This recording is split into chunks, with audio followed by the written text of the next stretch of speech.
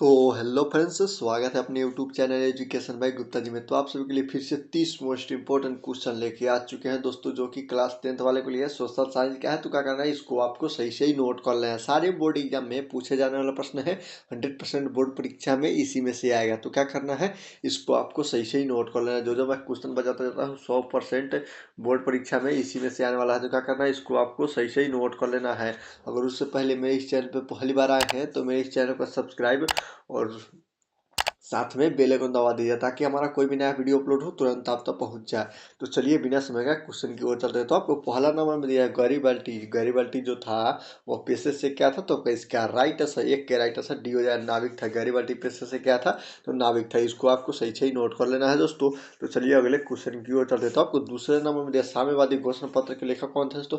साम्यवादी का जो घोषणा पत्र हुआ था उसका लेखक कौन था, तो इसका राइट आंसर, डू के राइट आंसर क्या हो जाएगा, डी हो जाएगा। इसको आपको सही से नोट करना है। कार्ल मार्क्स साम्यवादी घोषणा पत्र के लेखक कौन थे, तो कार्ल मार्क्स हो जाएगा। इसको आपको सही से ही नोट कर लेना है दोस्तों।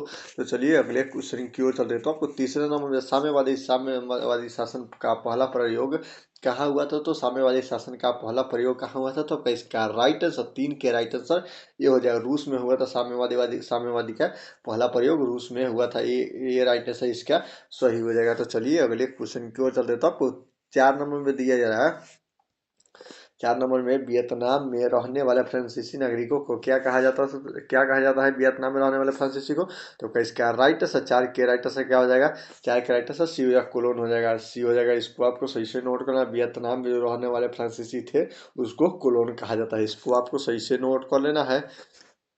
तो चलिए अगले क्वेश्चन की ओर चलते हैं। तो आपको 5 नंबर में दिया जा रहा है, हिंद चीन पहुंचने वाले प्रथम व्यापारी कौन थे दोस्तों। जो हिंद चीन पहुंचने वाले प्रथम व्यापारी कौन थे, तो आपका इसका राइट आंसर, 5 के राइट आंसर सी हो जाएगा, पुर्तगाली। जो हिंद चीन पहुंचने वाले प्रथम व्यापारी थे पुर्तगाली। इसको आपको सही से नोट कर लेना है। तो चलिए अगले क्वेश्चन की ओर चलते हैं। तो आपको 6 नंबर में दिया है, जालियांवाला बाग हत्याकांड के उपरांत किसका गठन किया गया था, तो इसका राइट आंसर, 6 के राइट आंसर क्या हो जाएगा, डी हो जाएगा। इसको आपको सही से नोट कर लेना। हंटर समिति का मतलब गठन किया गया था जालियांवाला बाग हत्याकांड के उपरांत।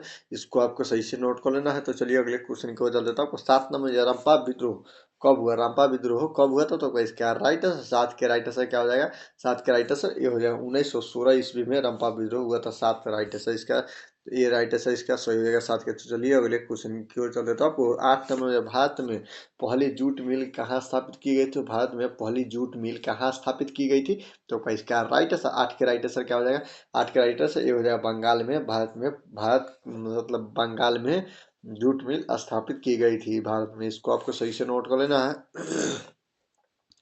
तो चलिए अगले क्वेश्चन की ओर चलते। था आपको 9 नंबर में जमशेद जी टाटा ने टाटा आयरन स्टील कंपनी की स्थापना कब की थी, तो इसका राइट आंसर, 9 के राइट आंसर क्या हो जाएगा, बी हो जाएगा, 1907 ईस्वी में की थी। इसको आपको सही से नोट करना, बी राइट आंसर इसका सही हो जाएगा, ख।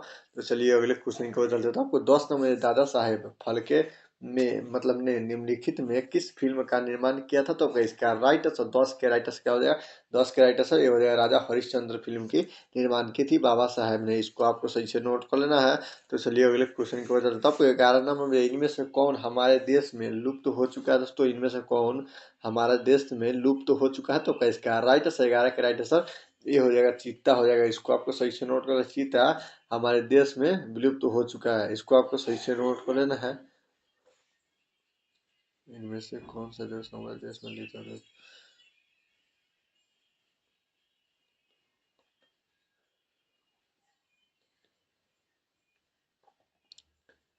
तो चलिए अगले क्वेश्चन की ओर चलते हैं। तो आपको 12 नंबर में दिया, निम्नलिखित में कौन लौह युक्त खनिज है, तो इसका राइट आंसर, 12 का राइट आंसर क्या हो जाएगा, ये हो जाएगा मैग्नीज। मैग्नीज जो लौह युक्त खनिज है, इसको आपको सही से नोट कर लेना है।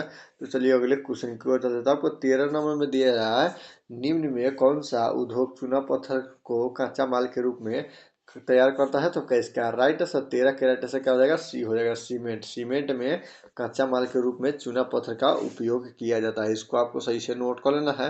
तो चलिए अगले क्वेश्चन की ओर चलते हैं। आपको 14 नंबर में दिया जा रहा है, मुंबई हाई क्या है, मुंबई हाई क्या है, तो इसका राइट आंसर 14 के राइट आंसर, 14 के राइट आंसर ये आपका सी हो जाएगा। खनिज तेल उत्पादक क्षेत्र मुंबई हाई है, इसको आपको सही से नोट करना। आपको परीक्षा में पूछ दे मुंबई हाई क्या है, तो खनिज तेल उत्पादक क्षेत्र है मुंबई हाई, इसको आपको सही से नोट कर लेना है। तो चलिए अगले क्वेश्चन को चलते हैं। आपको 15 नंबर में दिया यूरेनियम का प्रमुख उत्पादक स्थल क्या है दोस्तों, यूरेनियम का प्रमुख उत्पादक स्थल स्थल कहाँ है, तो इसका राइट आंसर 15 का राइट आंसर डी हो जाएगा, जादूगोरा। जादूगोरा में यूरेनियम का प्रमुख उत्पादन स्थल है जादूगोरा में, इसको आपको सही से नोट कर लेना है।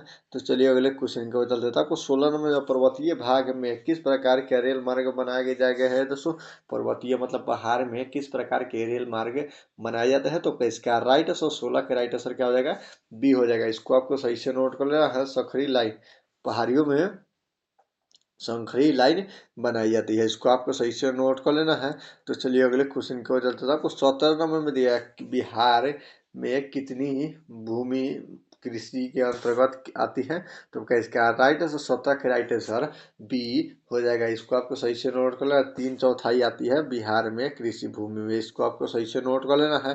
तो चलिए अगले क्वेश्चन की ओर चलते हैं। आपको 18 नंबर में बिहार में मकई का सर्व प्रमुख उत्पादक क्षेत्र कौन सा है दोस्तों, बिहार में सबसे ज्यादा मकई का उत्पादक क्षेत्र कहाँ है, तो इसका राइट आंसर 18 का राइट आंसर ये हो जाएगा, इसको आपको सही से नोट कर लेना है। गंगा से सटे उत्तरी इलाका में सबसे ज्यादा मकई की खेती की जाती है, इसको आपको सही से नोट कर लेना है। तो चलिए अगले क्वेश्चन की ओर चल देता हूँ। 19 नंबर में भी की मतलब भी आकार की सर्वोच्चम रेखाएं किस स्थलाकृति के प्रदर्शन के लिए खींची जाती है, तो इसका राइट आंसर 19 के राइट आंसर क्या हो जाएगा, 19 के राइट आंसर बी हो जाएगा, बाहुकुट हो जाएगा, इसको आपको सही से नोट कर लेना है। तो चलिए अगले क्वेश्चन की ओर चल देता है। वो 20 नंबर प्राकृतिक मानचित्र में मतलब मरु भूमि को किस रंग में प्रदर्शित किया जाता है, प्राकृतिक मानचित्र में भूमि को किस रंग में प्रदर्शित किया जाता है, तो इसका राइट आंसर 20 के राइट आंसर बी हो जाएगा, पीला। जब मतलब मृत भूमि जो उसकी मतलब उसका कलर पीला में प्रदर्शित किया जाता है, इसको आपको सही से नोट कर लेना है।